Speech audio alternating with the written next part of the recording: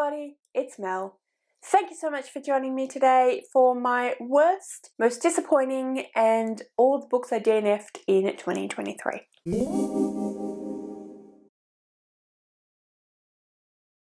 So yeah, we're going to be talking about the worst books of 2023. I have quite a few books that I DNF'd or did not finish, decided to put down. Some of these were because I genuinely wasn't enjoying them. Some of them was just sort of more of a timing issue, or there was something in the book that hit a nerve in some way and I decided that I just couldn't. Then we have a few books that were disappointments to me in some way or another, mostly because I was expecting a lot from them, but I didn't get what I was expecting to get, so there's that. And then we have one book that I did finish, but that I thought was not very good at all.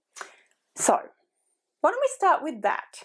Why don't we start with my worst book of the year? I gave this one 2 stars. I do tend, if I go kind of down to 2 or 1 stars, it tends to be a DNF before it ends up being a book that I finish and then rate low. So this one got 2 stars, which is not like the worst rating in the world. It wasn't the most dreadful thing I've ever read, but it really wasn't very well written. It really wasn't particularly well thought out or very well planned, or a lot of plot holes, and yeah, I just didn't personally love it. That book was Fourth Wing by Rebecca Yarros. Like I said, I do have a tendency of putting books down if I am feeling like I'm just not loving the book rather than continuing with it. So I often don't end up with super low ratings in my reading and to talk to you about. Anyway, this book was the worst book that I finished in 2023, and I finished it like yesterday. There is a dedicated reading vlog coming your way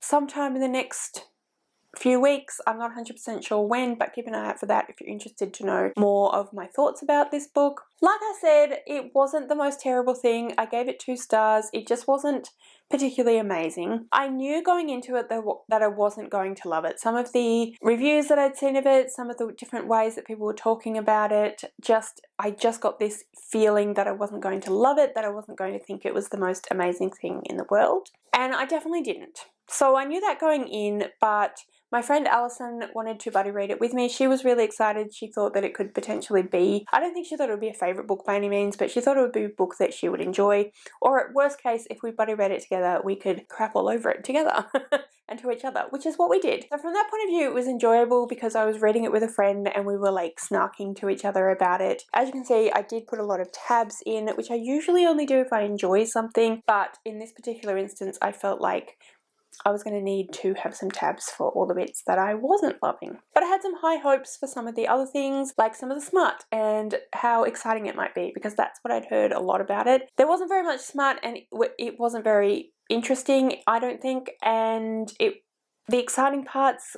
weren't really that exciting because they were buried in amongst some quite tediousness. So yeah, I didn't love this book, but like I said, I gave it 2 stars. I didn't hate it. I get why people enjoy it. Again, I talk more about that in that vlog, so keep an eye out for that if you'd like to. But yeah, no shade obviously to those people that enjoyed this book. You know, there's a book there for everyone, but it wasn't for me. So this is the worst book that I actually read in 2023. I'm going to talk now about 4 books that I DNF'd or put down and decided not to finish because I wasn't enjoying them. So if any of these books are books that you enjoy, favourites books of yours, etc., please don't be offended. Obviously, you're entitled to your opinion. I am glad that you found something in these books that you enjoyed, that you got something out of. They just weren't books that were for me. So yeah. That disclaimer out of the way, and that goes for Fourth Wing as well. The first book that I did not finish was A Strange Hymn by Laura Thalassa. This is the second book in, I'm not sure what the series is called, but the first book was called Rhapsodic. This is a paranormal romance, and I actually quite enjoyed the first book. I thought that it was fun. I thought it was silly, but in a fun way. I enjoyed the writing style. I had fun doing this as a read-along. And then I went into book number 2 and I just had some problems with some of the ways that the male main character was speaking about the female main character and speaking to the female main character. there was a bit of a power shift and a bit of a power dichotomy that I really wasn't comfortable with. I didn't like the way that he was talking about women in general and the kind of expectation of women and the role of women in the story. It wasn't something that I was really enjoying very much, and I just ended up deciding that it really wasn't for me. I felt like at the time that I put it down that perhaps I'd come back to it, but that was in March or April, and I have not come back to it. I haven't thought about it once since I ended up putting it down. So it's definitely a DNF, and yeah, I don't think I'll be going back to that series. I may try some other Laura Thalassa. I've heard some great things about her as a writer and her series, but this just wasn't the book for me, and I decided I had better things to do with my time, which is a lot of what you're going to hear today. But yeah, so that was my first DNF. These aren't in any particular order, by the way. The next book is one that I really shouldn't have read, to be perfectly honest. It was a book that I knew going into it I probably wasn't going to enjoy. It was a part of a book club that I was running with some friends, but I really should have DNF'd it earlier. Anyway, the book is Dark Fae by Suzanne Valenti and Carolyn Peckham, I'm pretty sure. The cover is here. This is a spin-off, the first in a spin-off series from the Zodiac Academy. I haven't read the Zodiac Academy. I potentially should have read Zodiac Academy first, but I've never particularly been drawn to Zodiac Academy, and then this was chosen. But anyway, I didn't enjoy it. I found it badly written. I found it lazy writing, and yeah, I just didn't love it. So I ended up DNFing it. Anyway, I'm not going to say anything else about that. That's just a book I didn't like. The next book is probably going to be quite controversial, and that is More Happy Than Not by Adam Silvera. I just don't think Adam Silvera is the author for me. I read They Both Die at the End a while ago, and I didn't love it. I didn't get what all the hype was about. I thought that it was not particularly well written and certainly didn't live up to the potential that it could have had. I thought that there were some storylines that weren't followed through particularly well. Like, there was too much stuff in there and it wasn't as well done as it could have been. I didn't get that far into More Happy Than Not. I was reading it for a vlog, which ended up making me decide not to do the vlog. So I was going to do a giving authors a second try vlog, and that was the second book that I was reading for the vlog. And I put the book down, and then I ended up just not going back to the vlog. I'm not necessarily opposed to going back to the vlog, so if you are interested and would like to see me read some more books for that vlog, please let me know, because I can definitely bring it back and do it. But yeah, I put down More Happy Than Not, and I didn't end up going back to it. It wasn't More Happy Than Not's fault. It wasn't Adam Silvera's fault. I just got caught up in other things. I was reading More Happy Than Not as part of the Amazing Readathon, and I think that was a mistake because it worked for a particular prompt, and then I didn't read it quickly enough, and then I put it down to go back to something else, and then I just couldn't be bothered going back to it. So potentially I would have read it. I was not hating it. I thought it was fine, but I just didn't care enough to go back to it, is basically what happened there. So, potentially also suggest another Adam Silvera to me, but I just feel very kind of meh about Adam Silvera. I don't think there's anything wrong with his writing or anything like that. Obviously, he's very popular. People love his books, particularly those two that I've mentioned, but I just don't know that they're for me, or his writing. So anyway, comment down below and let me know. And then the final book that I put down that I wasn't enjoying was The Last Tale of the Flower Bride by Rishani Choksky. This is a bit of a surprise for me. It may very well be a bit of a surprise for you, because I would have thought, as I'm sure you no doubt imagine, that I would really enjoy this book. It is a magical realism fantasy. It is very whimsical and lyrical writing, and those are the sorts of things that are normally for me, but it was even too much lyrical writing even for me. I felt very bogged down by the writing style and the verboseness of the writing style and the descriptors, and I couldn't see where we were going. I couldn't get a handle on the point of the story, because I do love those sorts of lyrical writing, and I do like books that are more writing and character driven than plot driven, but I didn't feel like it was even diving into the characters, whereas if it had been diving into characterization, I might have been more interested in it, but it really wasn't doing that either, so I just ended up feeling a bit underwhelmed, and there's only so much that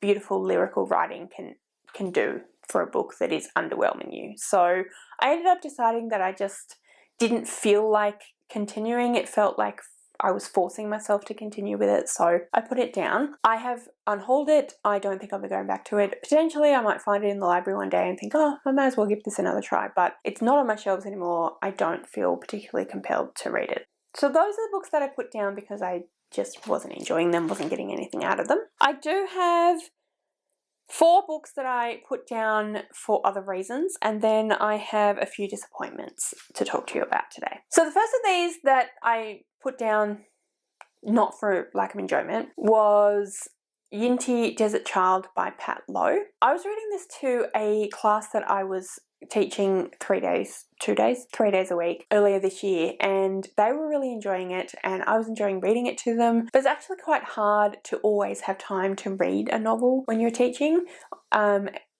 so I didn't get enough of it read to finish it basically, and it was very much written for primary school age children and I'm just not the target audience, and I decided that it was better off going into the library at the school when I finished up that term, because those children potentially would borrow it because they wanted to read it. It's a good book. I think it's really well written. I think it's really interesting. It's fun for that age group to read, but it just wasn't something that I felt compelled to finish basically. I just realised I haven't told you what any of these books are about, so sorry about that. Yeah, I don't think I will though, because I think we are going to be here for a long time if I do that, so sorry, but just know that I didn't like them for whatever reason, or I just didn't finish them. Then we have Homegoing by Yaa Gyasi. I still really want to read this book. I think it's going to be amazing. I've heard incredible things about it, but I started reading it again for the Amazing Readathon and things weren't going particularly great for me in my personal life at that time that I started reading the book, and I was speaking to Meredith from Reading with Merb about the fact that I was reading the book, but also about the fact that, you know, things weren't great, and she recommended that I potentially don't read it at the time because it was very hard-hitting and difficult book, dealing with a lot of really difficult things, really well done, but it wasn't necessarily the right book if you were in a bad headspace. And I decided to follow that advice because that seemed like good advice. So thank you, Merb. But also it was for the Amazing Readathon, so potentially I could have come back to it in a better frame of mind in that month at some point, but because of the way the prompts worked, I didn't, and then I just didn't go back to it. It didn't feel like the right time at any point. So hopefully I will read it. It's on my January TBR, so we'll see how we go. Then we have, again, Rachel by Marion Keyes, another book that I was enjoying that I do really want to finish. I was buddy reading this with a friend of mine and we came up against some conversations around infertility, which was difficult for us both to read, and we just decided that we didn't really want to put ourselves through that basically, so yeah, we put it down, and again, I haven't gone back to it. I would like to at some point, but I just don't know whether now is the time. I am excited about it. I really enjoy Marion Keyes' writing style. This is a follow-up to the book Rachel's Holiday, which is one of the Walsh family books. It is a reasonably hard-hitting contemporary, and I love Rachel's Holiday. I love Rachel as a character, so I definitely want to read it, but I just need to find the right time. And then the final of these is Rebecca by Daphne du Maurier. This was actually a reread for me. At some point I'll go back to it and continue with it, but I was reading it to my grandma and my grandma died, and I didn't want to go back and read the rest of the book without her. I will no doubt do so, or potentially even start again, I don't know, but it just didn't feel like something I wanted to do at the time, and I still haven't felt like I particularly wanted to in the time since she passed, so who knows, this might be the year 2024, or it may not, I'm not sure, but anyway, that's why that one was put down. And then the next category we're going to talk about is disappointments, so books that I was disappointed with for whatever reason in 2023. The first of these was Nettle and Bone by T. Kingfisher. I had heard nothing but amazing things about this book. T. Kingfisher in general is an author that is absolutely beloved here on BookTube, and I was very excited to give her work a try. I'd heard that Nettle and Bone was going to be the book for me to try of T. Kingfisher because it was a dark fairy tale. I definitely can understand why people enjoyed this one. I can see that she has an amazing writing style, and I did enjoy her writing style and I enjoyed the characters. I thought the humour was really great, but I just found myself feeling really lost in the story, and I wasn't sure where in time in the story we were at any given time and what we were ultimately aiming to do, or at what point we were in order to get it done and how it related to where we started. I just was very confused, as you can tell from the way I'm describing it. So it was a bit disappointing for me because I wanted to love it and I didn't love it. I still gave it, I'm not even sure what I gave it. 3 stars, so it wasn't the worst book I've ever read or anything like that, or like terribly disappointing. I was expecting it to be a favourite. I was expecting it to hit 5 stars and it didn't. And I was disappointed with that. So yeah, that's my first disappointment.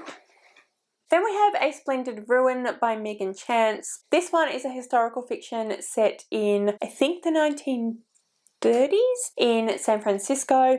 And I was just disappointed by this because, again, it sounded really interesting. I do enjoy historical fiction, and this one sounded great. It sounded like the kind of thing I would really love, but I just didn't think it was particularly well executed. I didn't like the character very much, which is fine, but there has to be some other redeeming features to the story, and I just didn't think it was, like I said, particularly well written or particularly well woven together. It didn't really work as a story, so I was disappointed. I think I gave that one 3 stars as well, but now that I'm thinking about it again, I think I'm going to drop it down to 2. It just, yeah, it really didn't work for me. I ended up feeling quite disappointed by that one, so yeah, that's that. Next up is If We Were Villains by M.L. Rio. So this is a case of, don't get me wrong, I didn't hate it. I actually did enjoy it, but I was expecting, again, to absolutely love it.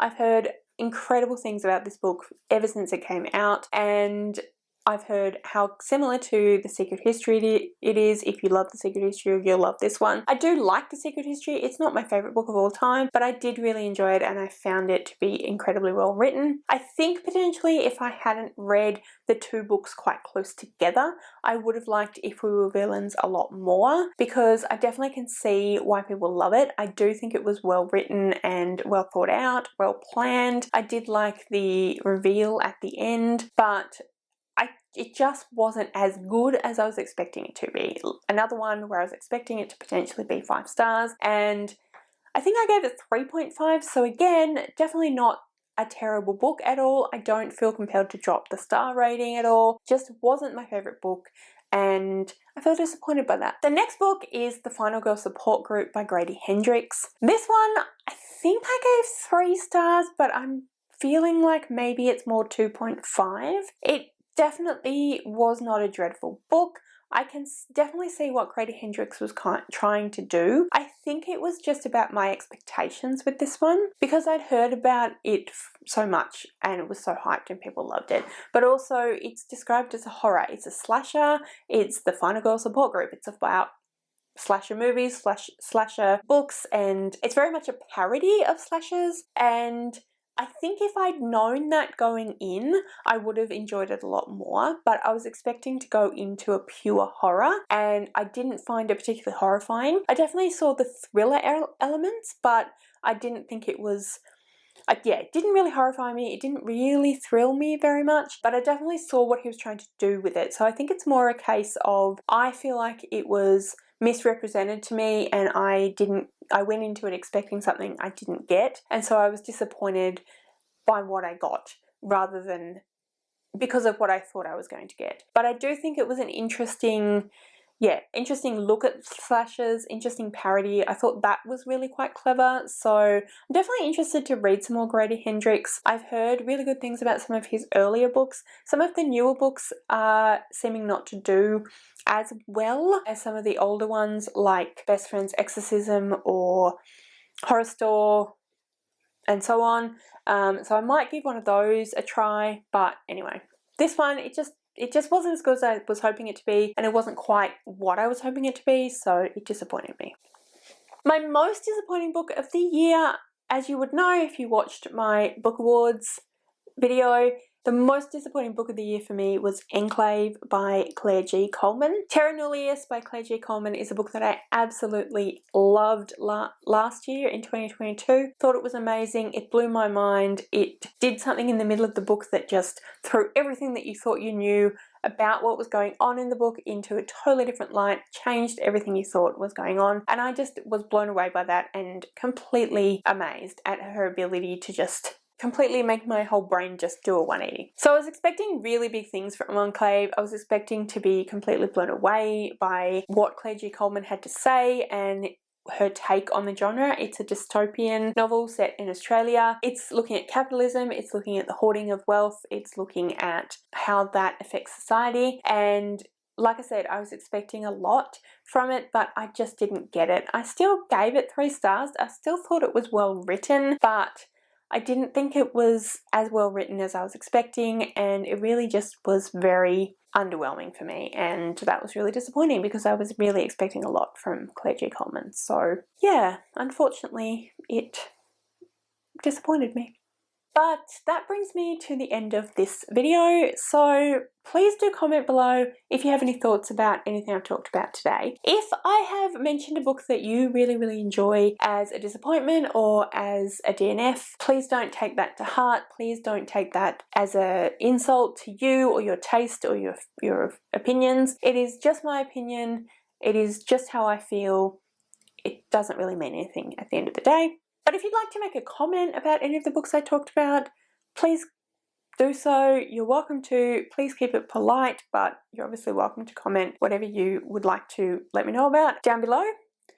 If you'd like to leave me a comment but you don't know what, then leave me a unhappy face emoji because we are unhappy and disappointed.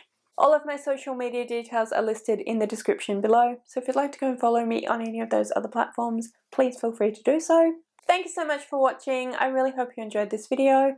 If you did, I would absolutely love it if you would subscribe to my channel and give this video a thumbs up. And yeah, like I said, thank you so much for watching. I really hope you enjoyed this video, and I will see you next time.